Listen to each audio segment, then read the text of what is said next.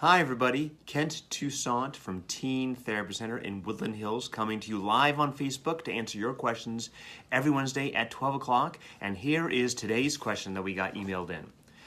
My daughter and I recently got into a huge fight and we both lost our cool. I said some things I regret, but I don't really want to apologize because it'll make it seem like what she did was okay. How do I go about fixing this and getting things back to normal? So, this happens to every parent in the world. We all do this. We've all lost our cool. We've all said things we wish we hadn't said in the heat of the moment with our kids.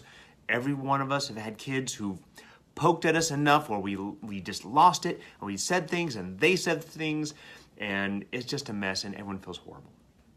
So what do we do about this? This parent is talking about she's worried about apologizing because if she does, it might justify her daughter's actions, which she doesn't want to do. And I would argue that it is the opposite. An apology here helps you and your daughter start to heal. And an apology is not about who's right and who's wrong.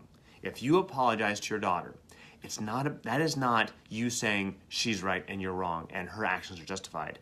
On the contrary, you are showing her, you are setting the example, especially when she can't follow, of how to apologize. And here's what an apology is. An apology is about validating someone else's feelings.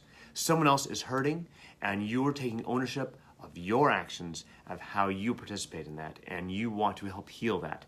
It is not about, I was wrong and you were right, which is what apologies are taught a lot to our kids. You know, if little Jimmy and little Susie are getting in a fight, and you grab Jimmy over and say, you apologize to your sister. You know, it makes it seem like it's a bad thing to do. And the opposite, it feels good. Imagine when you've been hurt and someone has taken that high road and given you a sincere apology. It helps you feel better. I argue that in this situation, if you go to your daughter and say, you know what, last night we both lost our cool and I got upset and I'm going to take responsibility for my words and my actions. I shouldn't have said these things. I didn't mean these things and I regret saying these things and I'm sorry, without any expectation of what your daughter is going to respond. Because she may go, yeah, she may still be in that place of being 13.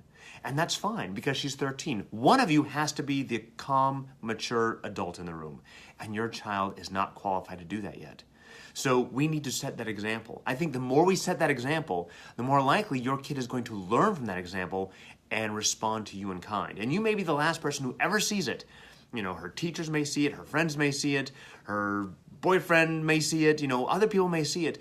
You may be the last person who sees it, but if you are, that means it's working, and that's okay. So, again, I encourage you to extend that olive branch.